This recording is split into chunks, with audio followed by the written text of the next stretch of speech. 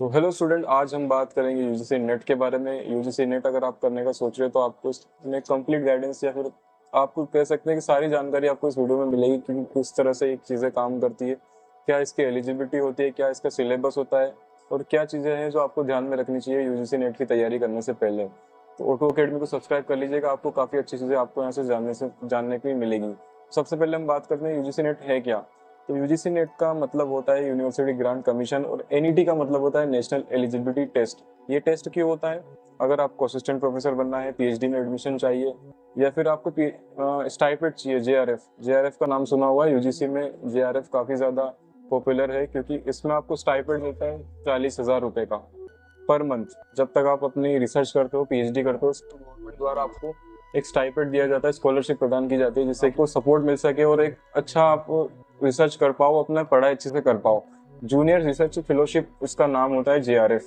ये भी इसी में ही इंक्लूड होता है। इससे ही आप, अगर आप अच्छे नंबर से पास होते हो, अच्छी आपकी रैंकिंग होती है और टॉप 1% में अगर आप होते हो और तो आपकी अगर रैंकिंग अच्छी होती है तो जेआरएफ आपको मिलता है। इसी में आपको ये सारी चीज़ें मिलती है। असिस्टेंट प्रोफेसर के लिए आप क्वालिफाइड हो सकते हो, पीएचडी के लिए आप क्वालिफाइड हो सकते हो, आप पीएचडी में एडमिशन इसके थ्रू ले सकते हो। तो ये सारी चीज़ें में इंक्लूड होती है। तो ज़्यादातर लोगों का यही मकसद होता है कि वो जेआरएफ क्लियर करें यूजीसी एनईटी के थ्रू। तो वही आपका मकसद होना चाहिए, वही आपका उद्देश्य होना चाहिए, वही आपका लक्ष्य होना चाहिए, ताकि आप एक अच्छा कुछ कर पाओ रिसर्च में, पीएचडी में। एक अच्छा असिस्टेंट प्रोफेसर तो आप बन ही जाओगे अगर ये क्लियर कर लोगे तो इसमें आपके मन में सवाल आ रहा होगा कि कौन कौन ये परीक्षा दे सकता है, एग्जाम के लिए क्राइटेरिया क्या क्या होता है। मिनिमम क्वालिफिकेशन जो इस एग्जाम के लिए होती है वो है आपकी मास्टर डिग्री। आपको कम से कम मास्टर डिग्री होनी चाहिए। और अगर आप जनरल कैटेगरी से हो तो आपको 55% आपको अपनी मास्टर डिग्री में लाना होगा। अगर आप 55% नहीं ला सकते तो आपको SC, ST, OBC इन कैटेगरी से आरक्षण वाली कैटेगरी में अगर आप होते हो तो आपको 55% में ही आप इसके एग्ज़ाम दे सकते हो। इसकी एज लिमिट, जेआरएफ अगर आपको करना है, स्टाइपेंड चाहिए आपको, स्कॉलरशिप रिसर्च के लिए जो आपको सपोर्ट मिलता है 40K के आसपास, 40,000 रुपये के आसपास जो आपको पर मंथ आपको स्टाइपेंड मिलता है, अगर वो आपको करना है तो उसकी मिनिमम एज है 30 साल से आपकी एज कम होनी चाहिए। और अगर आरक्षण कैटेगरी से आप हो तो उसमें आपको छूट मिल सकती है। असिस्टेंट प्रोफेसर बनने के लिए आपकी कोई एज लिमिट नहीं है, आप कभी भी एग्जाम दे सकते हो, आप कभी भी असिस्टेंट प्रोफेसर बन सकते हो। पर जेआरएफ के लिए आपको एक एज लिमिट मिलती है जो कि आपको मैंने बताई है, 30 ईयर जनरल लोगों के लिए होती है। बाकी आप अगर आरक्षण कैटेगरी से आते हो तो आपको थोड़ी छूट मिल सकती है। यूजीसी नेट में आपको 2 पेपर होते हैं। पेपर 1 में आपको 50 प्रश्न मिल जाते हैं, 50 क्वेश्चन मिल जाते हैं जो कि 100 नंबर के होते हैं। यानी एक प्रश्न आपको 2 नंबर का मिलेगा जिसका आपको समय मिलता है 1 घंटे का। और वहीं बात की जाए तो पेपर 2 क्या होता है। पेपर 2 में आपको एक आपके जो एमए में आपने पोस्ट ग्रेजुएशन में जो आपने एक सब्जेक्ट से पढ़ाई की है, उसी पढ़ाई के आपको एग्जाम देनी रहती है। आपके विषय से आप कर सकते हो, चाहे आपने हिंदी से की हो, इंग्लिश से की हो, कॉमर्स से की हो, कुछ भी आपका सब्जेक्ट हो सकता है एमए में, तो उसमें आप कर सकते हो। इसमें 100 प्रश्न, 100 क्वेश्चन आपको मिलते हैं जो कि एक प्रश्न 2 नंबर का होता है, यानी 300 मार्क्स होते हैं इसमें। और 150 क्वेश्चन होते हैं। टाइम मिलता है आपको 3 घंटे का, जिसमें पेपर 1 के लिए आपको 1 घंटा मिलता है और पेपर 2 के लिए आपको 2 घंटे मिलते हैं। पेपर 2 आपकी काफी पकड़ होती है कि आपने इसमें पढ़ाई की होती है एमए से। जब भी आप एमए करते हो या फिर कुछ भी पोस्ट ग्रेजुएशन में आप जो भी आपको सब्जेक्ट की पढ़ाई करते हो तो उसमें आपको पढ़ा हुआ होता है। पर ये जो पेपर 1 होता है ये सभी के लिए कॉमन होता है, ये आपको देना ही है, चाहे आपका सब्जेक्ट कोई भी हो। सभी के लिए कॉमन सिलेबस होता है इसमें। और बाकी पेपर 2 में आपका सब्जेक्ट होता है जिससे आपने पढ़ाई की है अपनी ग्रेजुएशन, पोस्ट ग्रेजुएशन। 150 होते हैं, 300 मार्क्स होते हैं, टोटल 3 घंटे होते हैं। और इसमें सबसे अच्छी बात यह है कि आपको कोई नेगेटिव मार्किंग नहीं होती है, तो आपको इसमें यहाँ पे एक फायदा हो जाता है कि नेगेटिव मार्किंग नहीं होगी। पेपर 1 में क्या आता है? पेपर 1 सभी के लिए कॉमन होता है जिसमें teaching, research, aptitude, comprehension, communication, mathematical reasoning, logical reasoning, data interpretation, ICT, PD, environment, higher education, ऐसे 10 यूनिट्स होती है जिसका सिलेबस मेरे हाथ में है। अगर आपको ये सिलेबस चाहिए तो आप कमेंट सेक्शन में व्हाट्सएप चैनल का लिंक है, आप वहाँ पे जा सकते हो, वहाँ पे मैं ये सिलेबस डाल दूंगा।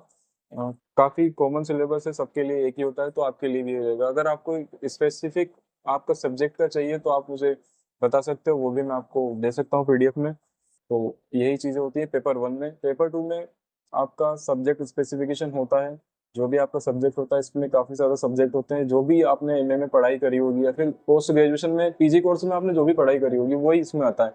Education, political science, history, sociology, computer science, कुछ भी हो सकता है इसमें। तो आपके हिसाब से उसकी तैयारी आप कर सकते हो। उसमें आपको एडवांटेज भी मिल जाता है क्योंकि आपने 2 साल तक उसकी पढ़ाई की होती है। तो अब इसकी स्टेप बाय स्टेप प्रिपरेशन की हम तैयारी कैसे करेंगे, एग्ज़ाम को क्लियर कैसे करेंगे। इंटरनेट पे इतनी सारी चीज़ें मौजूद हैं, इतने सारे कोर्स हैं। तो मेरी राय यही है कि आप किसी कोर्स में ना पढ़े अगर आपका पहला अटेम्प्ट है, क्योंकि इसकी कोर्स की फ़ीस काफ़ी ज़्यादा होती है। और अगर आप खुद से भी ये चीज़ें कर सकते हो, क्योंकि सब अवेलेबल है आज के टाइम पे, सब कुछ इंटरनेट पे फ्री है। तो कोर्स में आप नहीं पढ़ो फर्स्ट अटेम्प्ट में तो बढ़िया रहेगा, क्योंकि उससे एक आपको विज़न मिलेगा, खुद अपने आप से खुद सब चीज़ें सीखोगे, पढ़ोगे, जानोगे, खोजोगे, रिसर्च करोगे, तो उससे आपको काफ़ी हेल्प मिलेगी इस चीज़ में। सबसे पहला है कि आपको सिलेबस जानना है कि आपका सिलेबस क्या है। तो सिलेबस मैं आपको प्रोवाइड कर दूंगा, चैनल पर जा सकते हो और उसमें आपकी सारी डिटेल बता दी गई है। कोई इतना इशू नहीं है, इजी है। अगर आप दिन में 2 घंटे भी आप पढ़ाई करते हो तो आपको काफ़ी आसानी से ये जेआरएफ मिल सकता है। तो इसमें दिक्कत कहाँ पे आती है? दिक्कत इसमें कुछ भी नहीं है। आपको साल में 2 बार इसकी एग्ज़ाम होती है, जून में होती है, दूसरी दिसंबर में होती है। जून की एग्ज़ाम हो चुकी है, अब दिसंबर की एग्ज़ाम आ रही है। दिसंबर 2025 की एग्ज़ाम के लिए अगर आप तैयारी कर रहे हो तो चैनल को सब्सक्राइब कर लेना, क्योंकि मैं यहाँ पे प्रीवियस ईयर क्वेश्चन, जो कि पिछले सालों में जो पेपर में क्वेश्चन आए हैं, उनके क्वेश्चन और आंसर आपको यहाँ पे काफ़ी अच्छे तरीके से मैं बताने वाला हूँ। आप फर्स्ट वीडियो पे मत जाइए, क्योंकि अभी ये मेरी फर्स्ट वीडियो है, तो थोड़ा आपको अलग अलग लगा, सेटअप थोड़ा चेंज होगा। पर बाकी आपको अच्छा मिलेगा यहाँ पे चीज़ें। यहाँ पे कोई आपको कोर्स बेचा नहीं जाएगा, सिर्फ आपके फ़ायदे की चीज़ें यहाँ पे दिखाई जाएगी। तो चैनल को आप सब्सक्राइब कर लीजिएगा। सबसे पहले आपको सिलेबस जानना है, जो कि मैं आपको बता दूंगा। दिन में अगर 1 से 2 घंटा भी अगर आप पढ़ते हो तो आपका जेआरएफ क्लियर हो ही जाएगा, ये मैं बता सकता हूँ। क्योंकि मुझे पता है कि आपने सोचा है कि यूजीसी नेट क्लियर करना है, तो आप में वो कैपेबिलिटी है, आप में वो आत्मविश्वास है कि आप वो चीज़ कर पाओगे। सबसे पहले आपको सिलेबस जानना है। सिलेबस जानने के बाद आपको 1-2 घंटे पढ़ाई करनी है रोज, और ज़्यादा कुछ करना नहीं है। नोट्स बनाएं, जो भी आपको जहाँ से भी कुछ भी चीज़ें मिलती हैं, तो वहाँ का आप एक अपना खुद का एक नोट्स बनाएं, एक कस्टमाइज नोट्स बनाएं, जिसमें आपको सारी चीज़ें, आपको जो जो लगता है कि इम्पोर्टेंट है, वो आप सीख सकते हो उसमें और वहाँ नोट कर सकते हो। पीवाईक्यू आपको देखने हैं, पिछले साल के जो पिछले ईयर्स में जो एग्जामिनेशन में जो क्वेश्चन आए हैं, उनको आपको देखना है, जिससे आपको एक पैटर्न मिलेगा किस तरह के क्वेश्चंस आते हैं। उनको आपको हल करना है, उनको आपको रिवीजन करना है, उनको समझना है किस तरह से होते हैं। बुक्स आप इंटरनेट पे फ्री अवेलेबल है, आप पीडीएफ चाहिए तो वो भी मैं आपको प्रोवाइड करवा दूंगा।